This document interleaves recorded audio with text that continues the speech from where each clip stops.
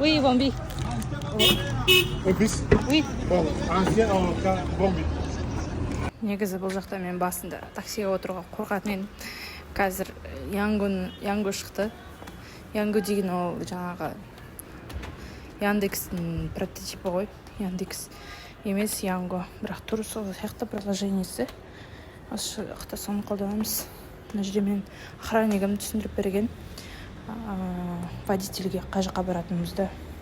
Таксилердің түрлері онша емес, но отыруға болады. Главное, баратын жеріңе жете алсаң болды. Сол ғана. Ал негізі депо немесе әшейін таксиге былай отыруға болады. Жолдан ұстап отырған опасно. Бір жағынан бізді ақ деп көп сұрайды ақшаны. 3500 сафа сұрайды. Ол примерно 2000 емес 3100 теңгедей болады. 3000 теңгедей сұрайды ғой. Ол көп